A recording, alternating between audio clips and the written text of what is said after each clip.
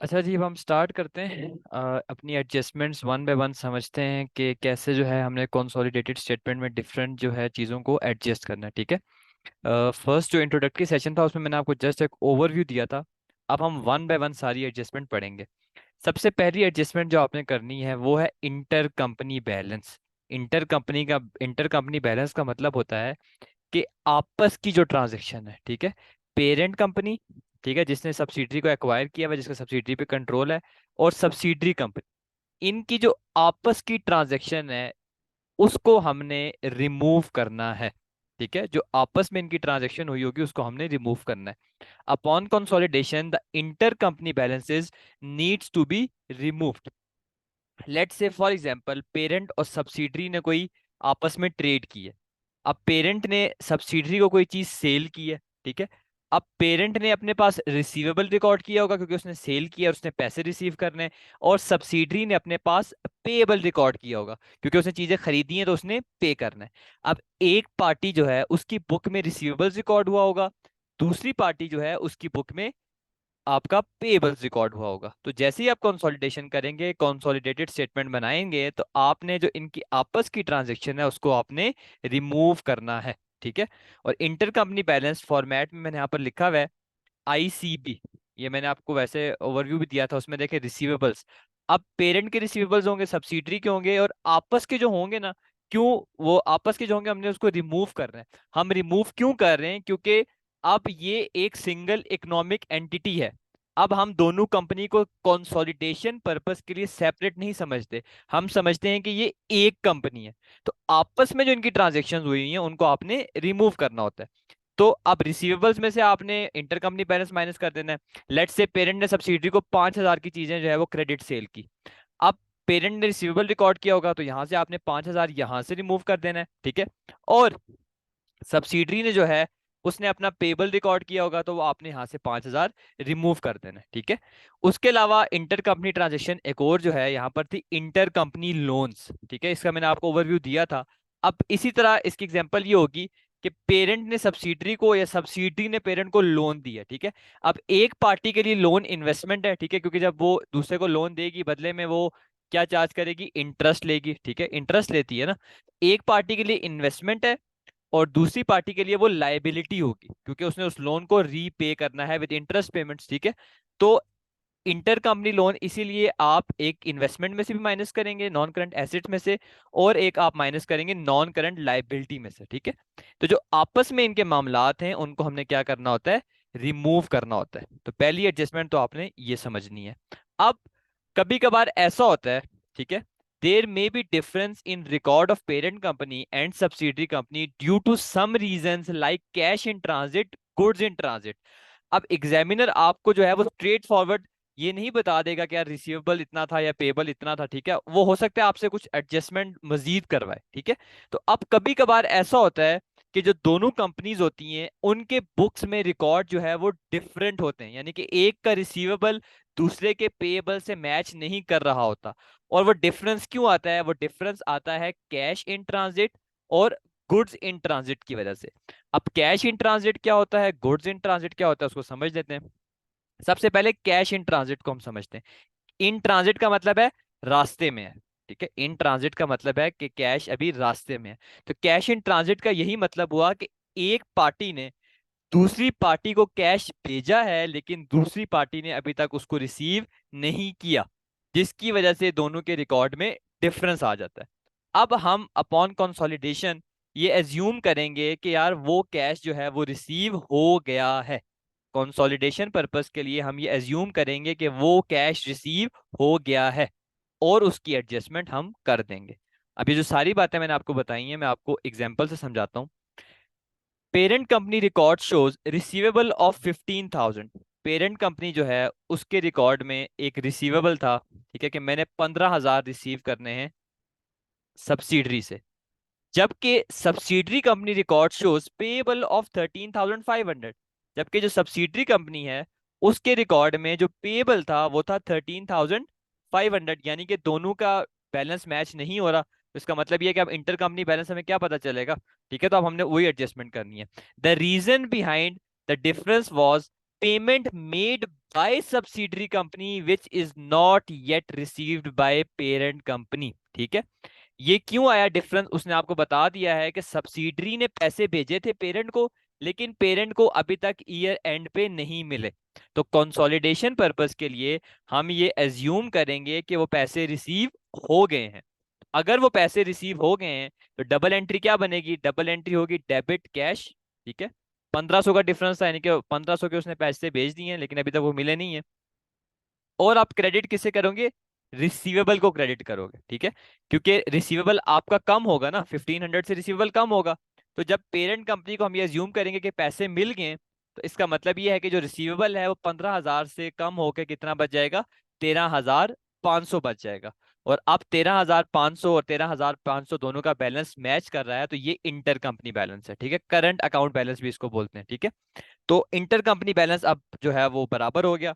अब हम इसको आराम सुकून से रिसीवेबल में से भी 13,500 माइनस कर देंगे और पेबल में से भी 13,500 माइनस कर देंगे। और एक और चीज, बड़ी इंपॉर्टेंट चीज, कि डेबिट हमने कैश किया है 1500, डेबिट हमने कैश किया 1500 और क्रेडिट हमने रिसीवेबल किया 1500। इसकी भी हम एडजस्टमेंट करेंगे। कैश को डेबिट करने का मतलब ये है कि मजीद कैश आपके पास आ रहा है। कैश को डेबिट करने का मतलब ये है कि मजीद कैश आपके पास आ रहा है।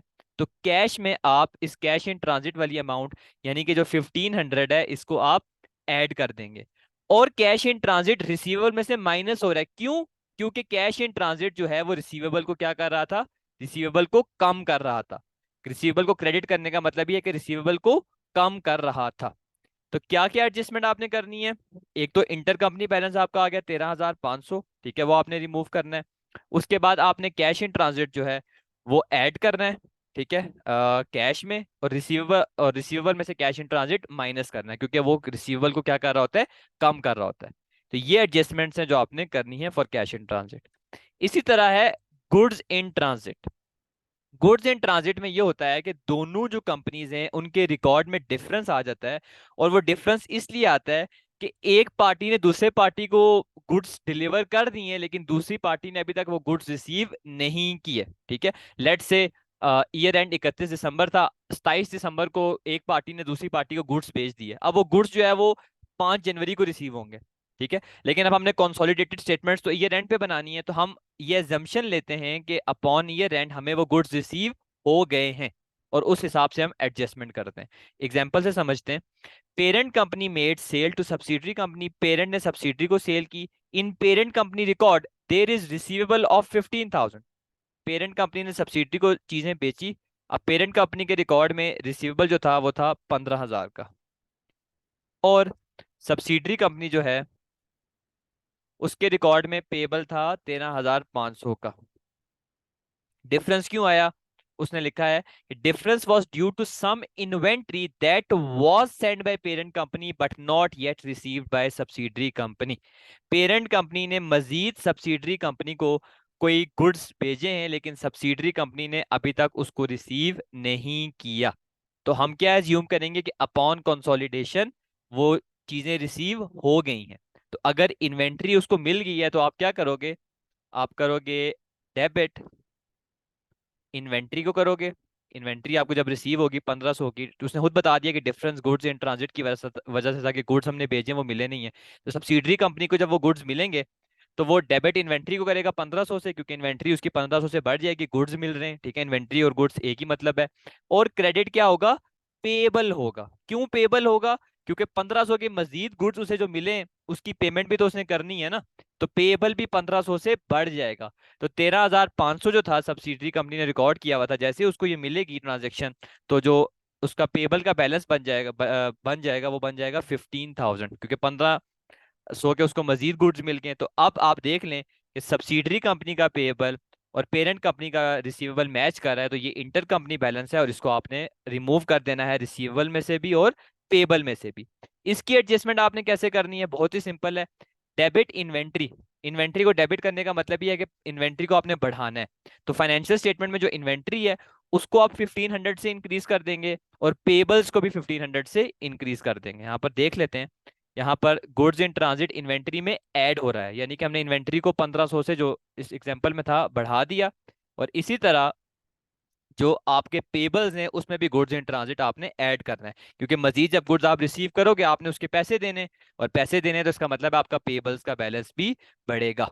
ठीक है, तो ये थी हमारी कैश इन ट्रांजिट और गुड्स इन ट्रांजिट की एडजस्टमेंट। ठीक है, तो ये आपने समझना है, कभी के बाद स्ट्रेट फॉरवर्ड आपको बैलेंस नहीं दिया होगा कि यार सिंपली आपने रिसीवेबल और पेबल में से माइनस कर देना है, आपने कैश इन ट्रांजिट और गुड्स इन ट्रांजिट की भी एडजस्टमेंट करनी है। ठीक है, अब इसके बाद यहाँ पर आप एक चीज वैसे आप ऑब्जर्व करें कि जो, जैसे यहाँ पर पहले एग्जांपल में सब्सिडरी कंपनी ने पेमेंट की है पेरेंट कंपनी को, इसका मतलब क्या, इसका मतलब क्या है? ठीक है, इसका मतलब ये है कि सब्सिडरी का रिकॉर्ड ठीक होगा, सब्सिडरी का रिकॉर्ड ठीक होगा क्योंकि उसने तो पैसे दे दिए ना, उसका रिकॉर्ड ठीक होगा। पेरेंट की जो है ना उसमें आपको एडजस्टमेंट करनी होती है। ठीक है, इसी तरह जो गुड्स इन ट्रांजिट है उसमें पेरेंट ने गुड्स भेज दिए, तो इसका मतलब है जो पेरेंट वाला 15,000 का बैलेंस था वो जो है वो करेक्ट है। ठीक है, यानी कि सब्सिडरी की में भी हमें एडजस्टमेंट करने की जरूरत है।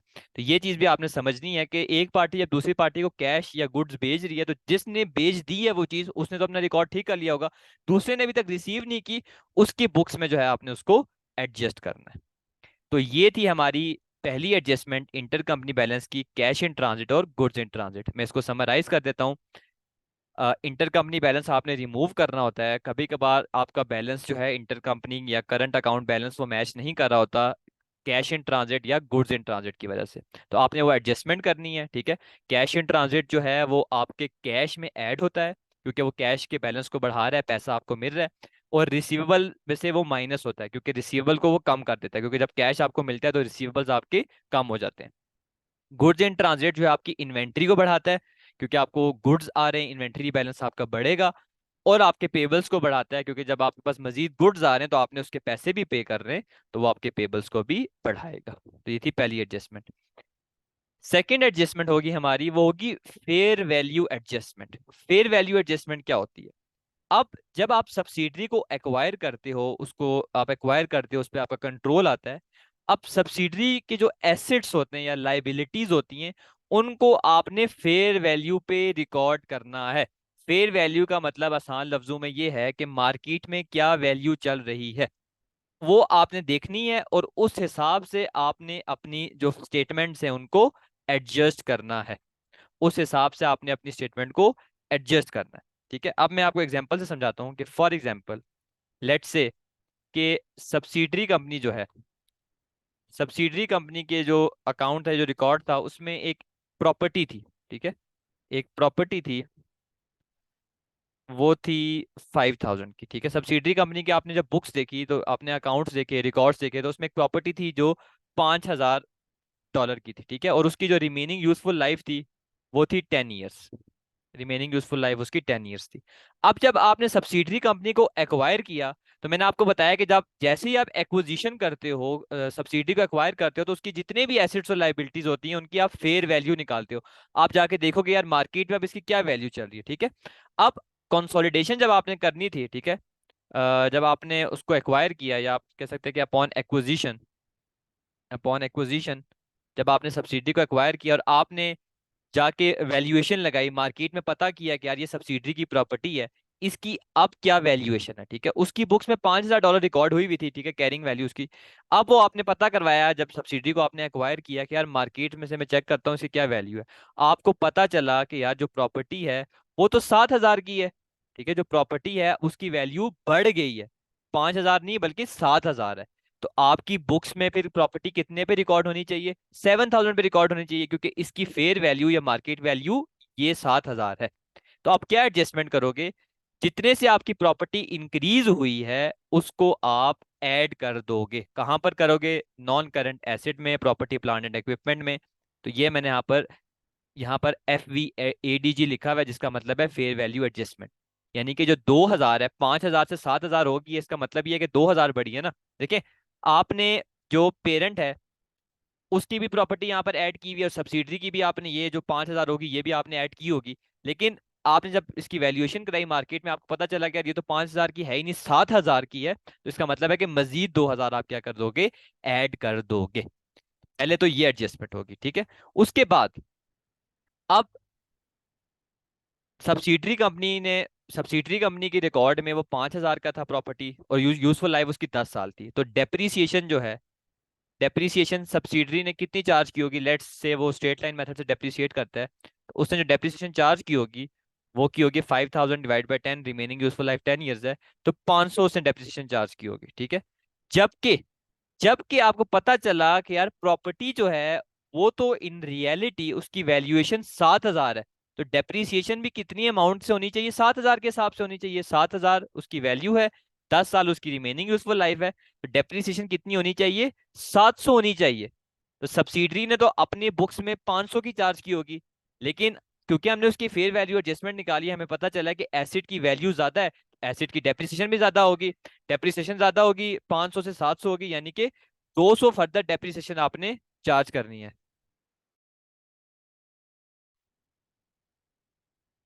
तो डेप्रिसिएशन जो है वो सब्सिडरी कंपनी ने 500 की चार्ज की होगी, लेकिन एक्चुअल में जितनी चार्ज होनी चाहिए थी वो कितनी होनी चाहिए थी, 700। तो जो फर्दर 200 डेप्रिसिएशन है वो आप क्या कर दोगे, माइनस कर दोगे। तो आगे जो है मैंने यहाँ पर जो लिखा हुआ है माइनस डेप्रिसिएशन चार्ज, वो इस फर्दर 200 को ही रिफ्लेक्ट कर रहा है, यानी कि फर्दर 200 आपने यहाँ से माइनस कर देना है। ठीक है। तो जब आप फेयर वैल्यू एडजस्टमेंट करते हो तो आपने जितने से एसेट की वैल्यू ज्यादा है सब्सिडरी के वहां पर ऐड कर देनी है, और क्योंकि उसकी वैल्यू ज्यादा होगी तो उस पर डेप्रिसिएशन भी ज्यादा होनी चाहिए, तो जितनी एक्स्ट्रा डेप्रिसिएशन होनी चाहिए वो आप यहाँ पर माइनस कर दोगे। ठीक है। अब वाइस वर्सा, व्हाट इफ आपको पता चला कि यार सब्सिडरी जो है उसकी एक्विजिशन के वक्त जब आपने मार्केट वैल्यू निकाली तो आपको पता चला कि यार ये प्रॉपर्टी तो 5,000 की है ही नहीं, ये प्रॉपर्टी जो है ये तो सिर्फ 3,000 की है, इसकी वैल्यू में कमी आ गई है, मार्केट में जो है वर्थ गिर गई है। अब आपने क्या करना है, सो सिंपल है, सब्सिडरी ने अपने रिकॉर्ड में 5,000 की शो की होगी जबकि है 3,000, तो आप जो है 2,000 से प्रॉपर्टी को रिड्यूस कर दोगे, यानी कि यहाँ पर फेयर वैल्यू एडजस्टमेंट जो ऐड हो रही थी अब 2,000 से क्या होगी, 2,000 से माइनस हो जाएगी। ठीक है। तो यहाँ से 2,000 से आपने माइनस कर देनी है, सिंपल। 2,000 आप यहाँ से माइनस कर देंगे क्योंकि एसेट की वैल्यू में कमी आ गई है। और डेप्रीसिएशन पे क्या इफेक्ट पड़ेगा, डेप्रीसिएशन जो है वो अब कम होनी चाहिए, क्योंकि प्रॉपर्टी की वर्थ ही 3,000 है, तो डेप्रीसिएशन चार्ज जो है वो कितना होना चाहिए, 3,000 divided by remaining useful life 300। ठीक है। डेप्रिसिएशन जो है वो 300 होनी चाहिए, लेकिन सब्सिडरी ने अपने रिकॉर्ड में 500 की रिकॉर्ड की होगी, तो इसका मतलब ये है कि 200 से डेप्रिसिएशन जो है वो आपने ऐड बैक कर देनी है। ज्यादा एक्सपेंस चार्ज हुआ है ना, होना 300 चाहिए था, कर 500 दिया, तो आपने उस 200 को यहाँ पर ऐड बैक कर देना है, यानी कि यहाँ पर फिर डेप्रिसिएशन जो है वो क्या होगी, ऐड बैक होगी 200 से। अगर तो प्रॉपर्टी की वैल्यू गिर गई है तो माइनस कर देना है आपने क्योंकि वैल्यूएशन गिर रही है, और डेप्रिसिएशन चार्ज ऐड बैक कर देना है क्योंकि ज्यादा चार्ज की होगी सब्सिडी ने अपने इंडिविजुअल बुक्स में, लेकिन कंसोलिडेशन पर्पस के लिए वो ज्यादा नहीं होनी चाहिए थी, तो हम उसको ऐड बैक कर देंगे। एक चीज आप लोगों ने याद रखनी है कि इंडिविजुअल अकाउंट्स हम लोग सेपरेट प्रिपेयर करते हैं, ठीक है, उस पे कोई फर्क नहीं पड़ता, हम कंसोलिडेशन के पर्पस के लिए क्या क्या एडजस्टमेंट्स हैं उनको समझ रहे हैं। तो अगर प्रॉपर्टी ज्यादा है तो जितने से ज्यादा है उतने को बढ़ा दो, क्योंकि जो उसकी ऑलरेडी 5,000 वैल्यू है वो तो सब्सिडी ने रिकॉर्ड की होगी ना, जो ज्यादा होनी है, जो आपको पता चला गया जब आपने मार्केट में गए आपने उसकी वैल्यूएशन निकाली, तो आपको पता चला गया इसकी वैल्यू ज्यादा होनी चाहिए, तो वो जो है आपने ऐड कर देना है। ठीक है। अगर कम होनी चाहिए तो उसको आपने माइनस कर देना है, यानी कि यहाँ पर फेयर वैल्यू एडजस्टमेंट क्या होगी, माइनस होगी। इसी तरह अगर प्रॉपर्टी की वैल्यू इंक्रीज हो रही है तो डेप्रिसिएशन इंक्रीज होनी चाहिए, डेप्रिसिएशन एक्सपेंस है ना, जितना इंक्रीज हो रहा है उसका मतलब आपने माइनस करना है ना, एक्सपेंस को आप माइनस करते हैं, तो आप यहाँ से डेप्रिसिएशन माइनस कर दोगे। अगर प्रॉपर्टी की वैल्यू में कमी आ रही है तो इसका मतलब ये है कि आपने ज्यादा डेप्रिसिएशन चार्ज कर दी होगी इंडिविजुअल अकाउंट्स में, तो आपने डेप्रिसिएशन को ऐड बैक कर देना है। तो ये चीज जो है आपने समझनी है, ठीक है, ये बड़ी इंपॉर्टेंट है। ठीक है। इसके बाद यहाँ पर वर्किंग नंबर 2 में भी जो है इसकी एडजस्टमेंट जाएगी, जो फेयर वैल्यू एडजस्टमेंट है और डेप्रिसिएशन चार्ज है वो वर्किंग नंबर 2 पे भी जाएगा। ठीक है। अब जो फेयर वैल्यू एडजस्टमेंट है, आपने जैसे अभी 2,000 से फर्स्ट करें एसेट की वैल्यू ज्यादा हो रही है तो आपने उस 2,000 को यहाँ पर एक्विजिशन डेट में भी ऐड कर देना है और रिपोर्टिंग डेट पे भी ऐड कर देना है। एक्विजिशन का मतलब यह है कि जब हमने सब्सिडी को एक्वायर किया, रिपोर्टिंग का मतलब यह है कि जब हम स्टेटमेंट्स बना रहे हैं। ठीक है। तो ये यहाँ पर आप ऐड बैक कर देंगे दोनों डेट्स पे, एक्विजिशन पे भी और रिपोर्टिंग पे भी। अगर प्रॉपर्टी की वैल्यू कम हो रही है तो जितने से कम हो रही है वो आपने यहाँ पर माइनस कर देना है, और डेप्रिसिएशन चार्ज जो है वो आप सिर्फ रिपोर्टिंग डेट पे करते हैं फॉर ऑब्वियस रीजंस के डेप्रिसिएशन जो है वो आप जब फाइनेंशियल स्टेटमेंट बनाते हो तभी कैलकुलेट करते हो, ठीक है। एक्विजिशन के वक्त नहीं आप कैलकुलेट करते, जब आप फाइनेंशियल स्टेटमेंट बनाते हो ईयर एंड पे आप डेप्रिसिएशन कैलकुलेट करते हो। तो आपने डेप्रिसिएशन जो है वो सिर्फ रिपोर्टिंग डेट से माइनस करनी है, सिर्फ रिपोर्टिंग डेट से आपने डेप्रिसिएशन को माइनस करना है, सही है। अगर तो आपकी प्रॉपर्टी की वैल्यू कम आ रही है तो डेप्रिसिएशन को आपने क्या कर देना है, ऐड बैक कर देना है, क्योंकि आपने एक्सपेंस ज्यादा चार्ज किया होगा। तो ये एडजस्टमेंट जो है आपने समझनी है। एक और चीज मैं आपको बता देता हूँ कि अगर लेट से आपने फर्स्ट जून फर्स्ट जून को सब्सिडी को एक्वायर किया और 31 दिसंबर को आप जो है वो फाइनेंशियल स्टेटमेंट्स बना रहे हैं, तो ये कितना टाइम बन जाता है, जून जुलाई अगस्त सितंबर अक्टूबर नवंबर दिसंबर, 7 मंथ्स बनते हैं, 7 मंथ्स। तो डेप्रिसिएशन जो चार्ज होगा, जो आप डेप्रिसिएशन चार्ज करोगे वो आप उसको टाइम अपोर्शन कर दोगे 7/12 के साथ, क्योंकि सिर्फ 7 महीने की चार्ज होगी ना डेप्रिसिएशन। तो आपने इस डेट को भी नजर रखना है, अपने नजर में रखना है कि सब्सिडी को आपने कब एक्वायर किया, ठीक है। तो जितना भी चार्ज होगा उसको आपने टाइम अपोर्शन कर देना है। जैसे यहाँ पर लेट से 200 से ज्यादा चार्ज होगी, तो 200 को आपने जो ऐड बैक करना है वो पूरे 200 को नहीं करना, बल्कि उसको 7/12 करना है, टाइम अपोर्शन करना है, ठीक है। इसी तरह अगर आपने डेप्रिसिएशन चार्ज लगाना है यानी कि मजीद माइनस करनी है तो उसको भी आपने टाइम अपोर्शन करना है। तो ये एक बेसिक सा कॉन्सेप्ट है डेप्रिसिएशन का जो आपने फाइनेंशियल अकाउंटिंग में भी पढ़ा होगा, सही है। तो ये हमारी थी second adjustment, fair value adjustment, और इसका मैंने इम्पैक्ट भी आपको बता दिया है।